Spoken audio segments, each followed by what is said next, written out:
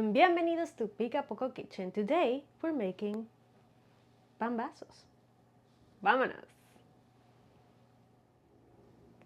Pambazos were originated in Jalapa, Veracruz in the time of the colony. Their name comes from the Italian words Pambazo, which means lower end bread or poor man's bread. It was a bread made with less ingredients, making it drier and harder.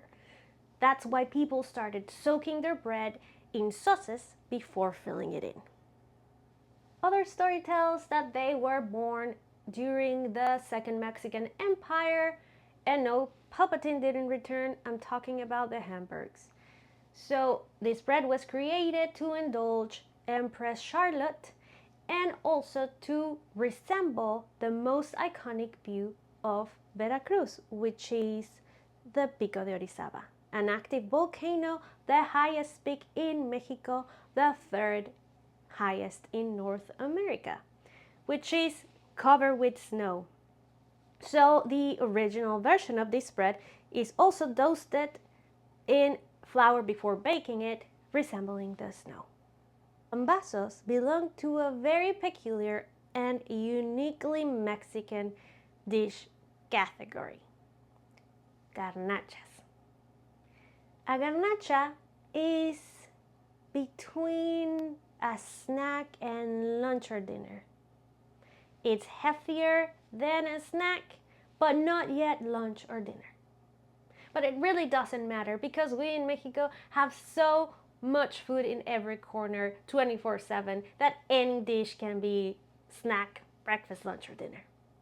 Definitely one of the most popular garnachas there are, and it just dawned on me that I haven't made it for my husband. And I've been craving one as well. So let's get to it. I adjusted my recipe to make less pieces of bread. I only wanted to make 4. Otherwise, I end up having too much bread and then I don't eat it and it goes bad. When you're adjusting a recipe, it's not only necessary to divide all the ingredients in half. Sometimes you have to adjust one or other ingredient, especially the dry and wet ingredients. So have that in mind next time you try that. You will see me adjusting the amount of flour later. Normally when I'm making bread, I like to make a pre-ferment, let it activate between 15 minutes to 20, and then add it to my dough. But for this particular bread, I am not too worried about creating a very soft, pillowy texture.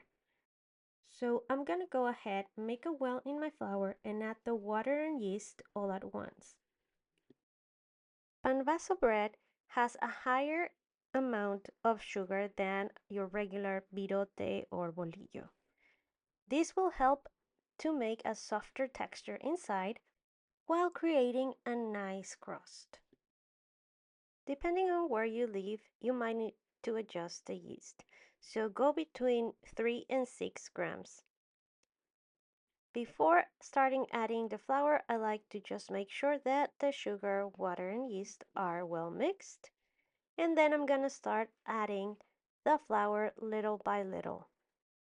And at this point is when I finally adjusted my flour. So in total I used 300 grams of flour. This was good enough for me to make 4 pieces of bread or 2 big pieces of bread. It all depends on how you divide your dough. Once I had a raggedy dough, I moved on and transferred to my working area to add the fat. I sprinkle some flour in my surface, and also don't forget to flour your hands. This dough is wet at this point. Don't be afraid to use flour if you need to, and it makes your life easier. I'm gonna add 22 grams of lard little by little, but remember you can also use shortening at this point. Introduce some of the lard and make some foldings. It is gonna go a little bit crazy in the beginning, but it's not as heavy as if we were adding butter. So again, don't worry if you need to use a little bit more flour, especially in your hands. I will continue kneading my dough until it's well incorporated, it has a smooth surface, and it's not sticking on my table or hands. I'm gonna ball it and then let it rest for at least 1 hour to continue. I came to check on my dough after 1 hour and a half. It was good enough for me, so I punched the air out of it and proceed to divide it into the 4 pieces that I had planned. Once I made my 4 pieces, I also thought that it would have been a good idea to make 2 big pambazos, but honestly, I'm not regretting having 4 pambazos ready in the end. To shape my dough, first I'm gonna lightly flour the surface as well as the sides of my hand. Fold in all of the dough to the inside and then using your fingers as a cage, roll your dough over your flour table, as you can see right here.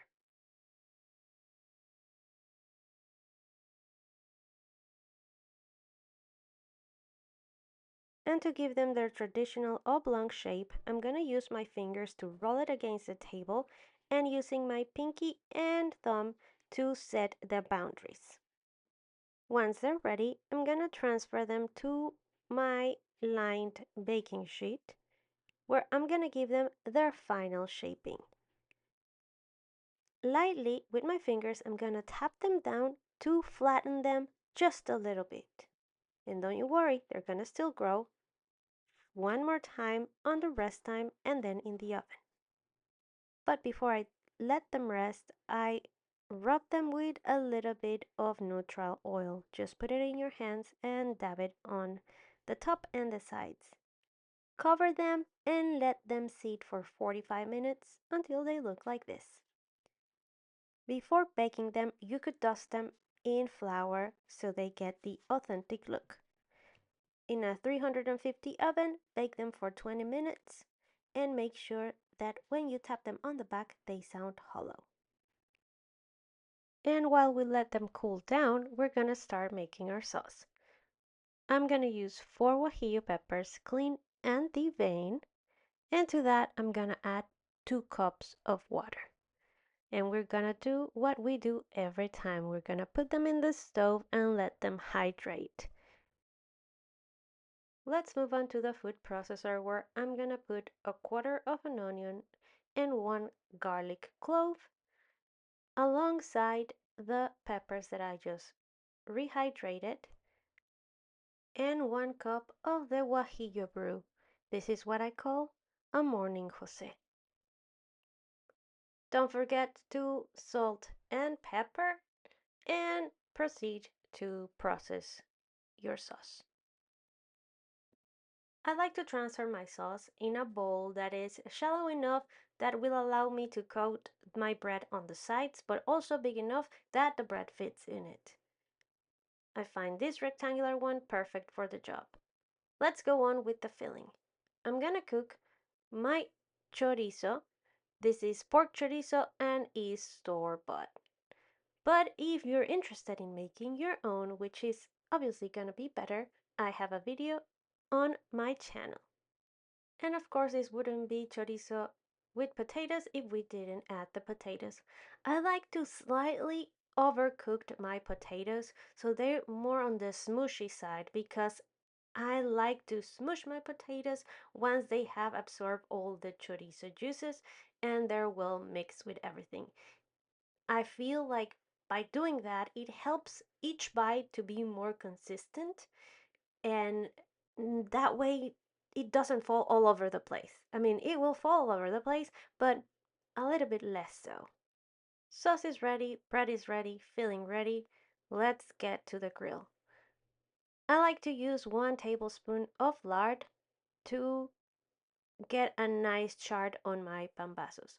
But of course you can use a little bit of oil as well. And now let's do the pambazo magic. Grab your bread and soak it in your sauce. Make sure to heat every inch of it. If by any chance you don't have a bowl big enough, you can of course use a brush and brush it all over your bread. Don't forget to go around the sides, the top, the bottom, everywhere. And as you can see, my bread is holding super well even though it's in the liquid. And that is the magic of this bread, that it's gonna take the flavor and the color of the sauce without compromising its structure. Put your coated breads over the grill and let it start. They're gonna warm up, get some chart going on, and get ready before we fill them in. And now carefully take off your bread from the grill and we're gonna cut it open.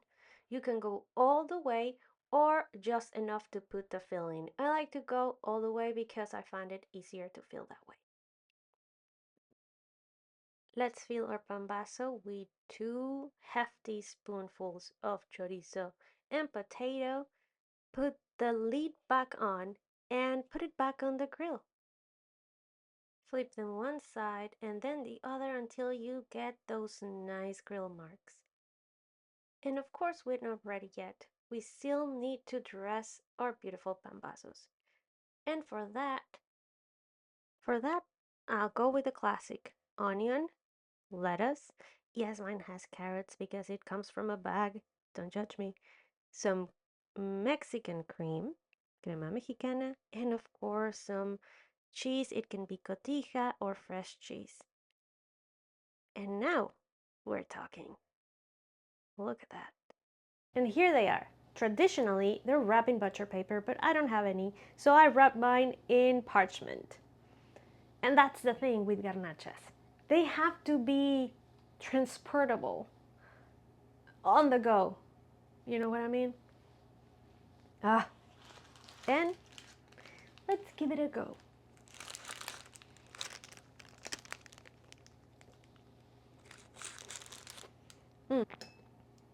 Wait a second. Almost forgot. Some salsa, come on. Garnachas need to be spicy too. Well, not necessarily, but you